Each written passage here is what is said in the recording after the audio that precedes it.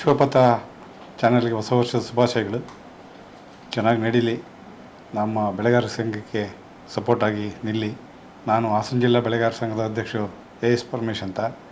ನಮ್ಮ ಕಾಫಿ ಬೆಳೆಗಾರರ ಸಮಸ್ಯೆಗಳು ತುಂಬ ಜಾಸ್ತಿ ಇದೆ. ಈಗ ಸ್ವಲ್ಪ ಬೆಲೆ ಬಂದಿದೆ. ಬೆಲೆಯಿಂದ ಕಳ್ಳರು ಕಾಟನು ತುಂಬ ಜಾಸ್ತಿ ಆಗಿದೆ. ಮನೆ ಹತ್ರ ಬಂದು ನುಗ್ಗಿ ತಗೊಂಡು ಹೋಗೋಂಥ ಸನ್ನಿವೇಶ ಸುಧಾಗಿದೆ. ಅದರಿಂದ ನಾವಿವತ್ತು ಪೊಲೀಸ್ ಮುಖ್ಯಾಧಿಕಾರಿಗಳನ್ನು ಭೇಟಿ ಮಾಡಿ ನಾವೆಲ್ಲರೂ ಸೇರಿ ಅವ್ರಿಗೆ ಸ್ಕ್ವಾಡ್ ಹಾಕಬೇಕು ಅಂತ ಕೇಳ್ಕೊಂಡ್ವಿ. ಲೇಬರ್ ಪ್ರಾಬ್ಲಮ್ಮು ತುಂಬ ಜಾಸ್ತಿ ಇದೆ. ಅಸ್ಸಾಂ ಅವ್ರು ಬರೆದಿದ್ದರೆ ನಾವು ತೋಟ ಮಾಡೋಕ್ಕೆ ಆಗ್ತಿಲ್ಲ. ಈಗ ಅಸ್ಸಾಂ ಅವರಿಂದ ಭಾಳ ಉಪಯೋಗ ಆಗ್ತಾಯಿದೆ ನಮಗೆ. ನಮ್ಮ ಕಡೆ ಲೇಬರೆಲ್ಲ ಇವತ್ತು 500 ರೂಪಾಯಿ 1000 ರೂಪಾಯಿವರೆಗೂ ಹೋಗ್ಬಿಟ್ಟಿದೆ. ಬೆಲೆ ಜಾಸ್ತಿ ಆದಂಗೆ ಇವತ್ತು ಅವರೇ ಫಿಕ್ಸ್ ಮಾಡೋ ಅಂಥ ಸನ್ನಿವೇಶ ಬಂದಿದೆ. ಮೊದಲೆಲ್ಲ ನಾವು ಕರೆದು ನಾವು ಫಿಕ್ಸ್ ಮಾಡ್ತಾಯಿದ್ವಿ ರೇಟ್ಗಳನ್ನ. ಈಗ ಅವರು ತೋಟ ನೋಡಿ ಅವರೇ ಫಿಕ್ಸ್ ಮಾಡ್ತಾರೆ ರೇಟ್. ತೋಟ ತಗೊಳಕ್ಕೆ ಬಂದವ್ರಿಗೆ ಮಾಡ್ತಾಯಿದ್ದಾರೆ. ಭಾಳ ತೊಂದರೆ ಇದೆ. ಕುಯ್ದಿರೋದು ಹೋದ ವರ್ಷ ನಮಗೆ 23-24ರಲ್ಲಿ ನಮ್ಮ ಕಾಫಿ ಕುಯ್ದಿದ್ದೆ 700 ಕೋಟಿ, ಒಂದು ಅಂದಾಜು ಪ್ರಕಾರ 700 ಕೋಟಿ ಕುಯ್ಯಕ್ಕೆ ಕೊಟ್ಟಿದ್ವಿ. ಈ ವರ್ಷ ಇನ್ನೂ ಜಾಸ್ತಿ ಆಗುತ್ತೆ, 1,500 ಕೋಟಿ ಹೋಗುತ್ತೆ. 1 to ಡಬಲ್ ಆಗಿಬಿಟ್ಟಿದೆ ರೇಟೆಲ್ಲ.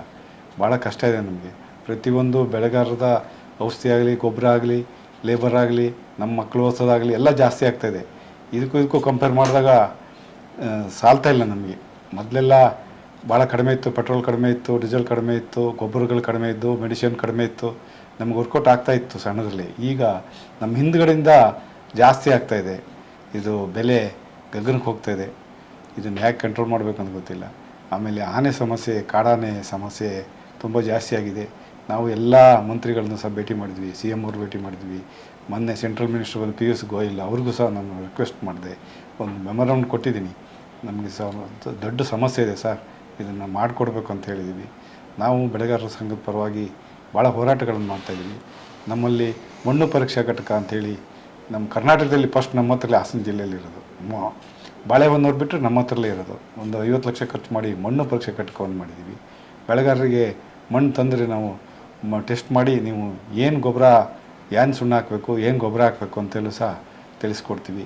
ಒಳ್ಳೊಳ್ಳೆ ಕೆಲಸಗಳನ್ನು ಮಾಡ್ತಾಯಿದ್ದೀವಿ ನಾವು. ಈಗ ನಮ್ಮ ಅಲ್ಲೂರು ಅಧ್ಯಕ್ಷರು ಮಾತಾಡ್ತಾರೆ. ವಿಶ್ವಪಥ ಚಾನಲ್ಗೆ ಹೊಸ ವರ್ಷದ ಶುಭಾಶಯಗಳು. ನನ್ನ ಹೆಸರು ರವಿಕುಮಾರ್ ಅಂತ, ಆಲೂರು ತಾಲೂಕು ಕಾಫಿ ಬೆಳೆಗಾರರ ಸಂಘದ ಅಧ್ಯಕ್ಷರು. ನಾವು ಒಂದು ಸಂಘಟನೆಯಿಂದ ಇದನ್ನು ಮುಂದುವರಿಸ್ಕೊ ಹೋಗ್ತಾ ಇದ್ವಿ. ಸಂಘಟನೆ ಇಲ್ಲ ಅಂದರೆ ಆಗೋದಿಲ್ಲ ಅನ್ನೋ ಒಂದು ಉದ್ದೇಶ ಇಟ್ಕೊಂಡು ಈಗೇನಾಗಿದೆ ಅಂದರೆ ನಮ್ಮ ಈಗೊಂದು ಕಳ್ತನ, ಕಾಫಿ ಕಳ್ತನವೇ ನಮಗೆ ಮೇಜರ್ ಆಗೋಗ್ಬಿಟ್ಟಿದೆ. ಬೆಲೆ ಜಾಸ್ತಿ ಆಗಿದೆ ಅಂತ ಹೇಳಿ ಕಳ್ತನ. ಇವತ್ತು ನಾವು ಅದೇ ವಿಚಾರವಾಗಿ ಪೊಲೀಸ್ ಅಧಿಕಾರಿಗಳನ್ನ ಮೀಟ್ ಮಾಡಿದ್ವಿ. ಮೀಟ್ ಮಾಡಿದಾಗ ಅವರು ರಾತ್ರಿ ಗಸ್ತು ಹಾಕ್ತೀವಿ ಅಂತ ಹೇಳಿದ್ದಾರೆ. ಆದ್ರೂ ನಮ್ಮ ಎಚ್ಚರಿಕೆಯಿಂದ ನಾವು ಇರಬೇಕಾಗಿದೆ. ನಮಗೆ ಭದ್ರತೆನೇ ಸಿಗ್ತಾ ಇಲ್ಲ. ಬೆಲೆ ಜಾಸ್ತಿ ಆಗಿದೆ ಅನ್ನೋದು ಒಂದೇ ಒಂದು ಉದ್ದೇಶ ಇದೆ ಅಷ್ಟೇ. ಏನು ಹೇಳ್ತಾರೆ ಅಂದರೆ ಬೇರೆ ಲೇಬರ್ಗಳಿಗೂ ಸಮೇತ ರೇಟ್ ಜಾಸ್ತಿ, ಪ್ರತಿಯೊಂದಕ್ಕೂ ಬೆಲೆನ ಜಾಸ್ತಿ ಮಾಡ್ತಾ ಇದ್ದಾರೆ. ನಾವು ಏನೋ ಕಾಫಿ ಬೆಳೆಗಾರರು ಭಾಳ ನೋಡೋಕ್ಕೆ ಇದಾಗಿದ್ದಾರೆ ಅಂತ ಅನ್ಕೊಂತೀವಿ, ಆದರೂ ತುಂಬ ಕಷ್ಟದಲ್ಲೇ ಇದ್ದೀವಿ.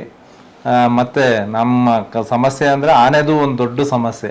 ಲೇಬರ್ಗಳು ಬರೋದೇ ಇಲ್ಲ, ಸಂಬಳ ಜಾಸ್ತಿ ಮಾಡ್ಕೊಂಡಿದ್ದಾರೆ, ಕೆಲಸ ಮಾಡೋದೇ ಇಲ್ಲ. ಇದೆಲ್ಲ ಸಮಸ್ಯೆಗಳಾಗಿದೆ. ಇದ್ರ ಬಗ್ಗೆ ನಮ್ಮ ಸಂಘಟನೆಯಿಂದ ಈ ಕರ್ನಾಟಕ ಬೆಳೆಗಾರರ ಒಕ್ಕೂಟದಿಂದ ನಮ್ಮ ಸೆಂಟ್ರಲ್ ಮಿನಿಸ್ಟರ್ಗಳನ್ನ ಕರೆಸಿದ್ರು. ಅವರು ಎಲ್ಲ ಭರವಸೆ ಕೊಟ್ಟಿದ್ದಾರೆ, ಏನಾದ್ರು ಒಂದು ಪರಿಹಾರ ಕಂಡುಹಿಡಿತೀವಿ. ಮತ್ತು ಬ್ಯಾಂಕಿಂದ ಸರ್ಫೇಸಿ ಅಂತ ನಮ್ಮನ್ನು ಬೆಳೆಗಾರರನ್ನ ಸರ್ಫೇಸಿ ಇದಕ್ಕೆ ಸೇರಿಸಿದ್ದಾರೆ. ಅದನ್ನೊಂದು ತೆಗಿಬೇಕು ಅನ್ನೋದೊಂದು ನಮ್ಮ ಬೆಳೆಗಾರರ ಹೋರಾಟ. ಹಾಗೆ ನಮ್ಮ HDPIಯಿಂದ ಈಗೊಂದು ಬೆಳೆಗಾರರಿಗೆ ಅನುಕೂಲ ಆಗಬೇಕು ಅಂತ ಹೇಳಿ ಒಂದು ಗನ್ನು ತರಬೇತಿ ಲೈಸೆನ್ಸಿಗೆ ಒಂದು ತರಬೇತಿ ಶಿಬಿರವನ್ನು ಏರ್ಪಡಿಸಿದ್ದಾರೆ.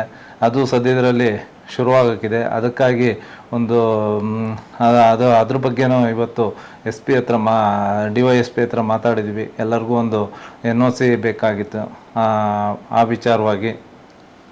ಮತ್ತು ಈಗ ಏನಾಗಿದೆ ಅಂದರೆ ಬೆಳೆಗಾರರಿಗೆ ತುಂಬ ಅನಾನುಕೂಲ ಆಗ್ತಾ ಇರೋದು ಈ ಕಳ್ತನದ್ದೇ ಒಂದು ಮೇಜರು. ತೋಟಗಳಲ್ಲಿ ಗಿಡನೇ ಕಡ್ಕೊಂಡು ತಗೋಗ್ತಾ ಇದ್ದಾರೆ. ಮತ್ತು ಒಂಟಿ ಮನೆಗಳಲ್ಲಿ ಒಬ್ಬೊಬ್ಬರು ವಾಸ ಮಾಡೋಕ್ಕೆ ಸಮಸ್ಯೆ ಆಗ್ತಾಯಿದೆ. ಈ ಬೆಲೆ ಜಾಸ್ತಿ ಇದೆ ಅಂತ ಹೇಳ್ಬಿಟ್ಟು ಎಲ್ಲರೂ ಬಂದು ಕಳ್ಳರೆಲ್ಲ ದರೋಡೆ ಮಾಡೋದಾಗ್ತಾಯಿದೆ. ಎಲ್ಲ ಬೆಂಗಳೂರಲ್ಲಿರ್ತಾರೆ, ಇದರಲ್ಲಿರ್ತಾರೆ. ಇಲ್ಲಿ ವೃದ್ಧರು ಮನೆಯಲ್ಲಿ ಒಬ್ಬೊಬ್ಬರು ಇರೋದು, ಅವರಿಗೆಲ್ಲ ಒಂದು ಭದ್ರತೆ ಸಿಗಬೇಕಾಗಿದೆ. ಹಾಗೆ ಈ ಥರದ್ದೆಲ್ಲ ತುಂಬ ಸಮಸ್ಯೆಗಳು ಬೆಳೆಗಾರರು ಎದುರಿಸ್ಬೇಕಾಗಿದೆ. ಮುಂದೆ ಈ ಸಮಸ್ಯೆಗಳಿಗೆಲ್ಲ ಹೇಗೆ ಪರಿಹಾರ ಸಿಗುತ್ತೆ ಅನ್ನೋದನ್ನು ಒಂದು ಕಾದು ನೋಡಬೇಕಾಗಿದೆ. ನಾನು DM ಜಲೇಂದ್ರ ಅಂತ ಹೇಳಿ ವೃತ್ತಿಯಲ್ಲಿ ತೆರಿಗೆ ಸಲಹೆಗಾರ. ಆಸಕ್ತಿಯಿಂದ ನಾನು ಕಾಫಿ ಕೃಷಿಗೆ ಈಗ ಒಂದು 5 ವರ್ಷಗಳ ಹಿಂದೆ ಬಂದೆ.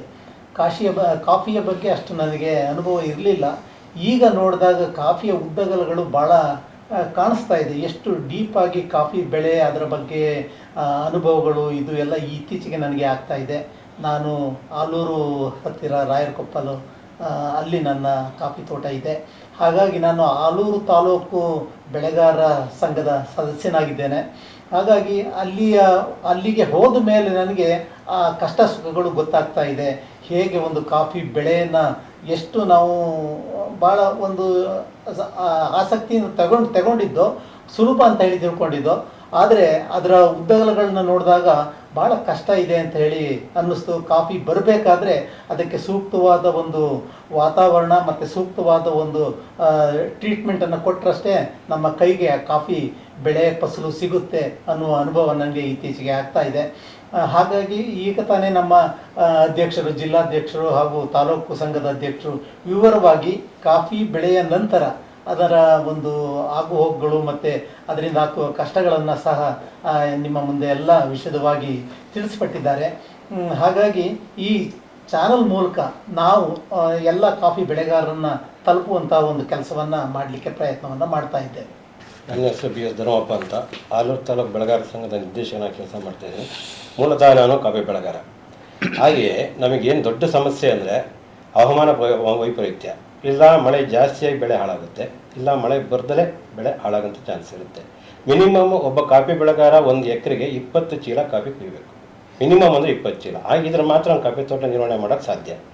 ಅದೇನಾದರೂ ಒಳಗಡೆ ಬಂತು ಅಂದರೆ ಈಗ ಏನಾಗಿದೆ, ಆವ್ರೇಜ್ ಒಂದು 8ರಿಂದ 10 ಚೀಲ ಕಾಫಿ ಕುಯ್ಯೋ ಮಟ್ಟಕ್ಕೆ ಬಂದಿದ್ದಾರೆ. ಅಲ್ಲಿ ಅಷ್ಟು ಬೇಕು ಅಂದರೆ ಅಲ್ಲಿ ಖರ್ಚು ಅಷ್ಟೇ ಬರುತ್ತೆ. ಲಕ್ಷದಿಂದ 1.25 ಲಕ್ಷ ರೂಪಾಯಿ ಫರ್ ಎಕರ್ ಖರ್ಚು ಬರುತ್ತೆ ಒಂದು ಕಾಫಿ ಬೆಳೆ ಬೆಳಕ್ಕೆ. ಅವನು ಇವತ್ತಿನ ರೇಟ್ ಏನೋ ಬಂದಿದ್ದು, ಚೆರಿ ಇರೋದು 10ರಿಂದ 11 ಸಾವಿರ ಚೆರಿ ಇದೆ 50 kg. ಆದರೆ ಬೆಳೆ ಈಗ ಒಂದು 20ರಿಂದ 22 ಸಾವಿರ ಈ ವರ್ಷ ಬಂದಿರ್ಬೋದು ಅಷ್ಟೇ.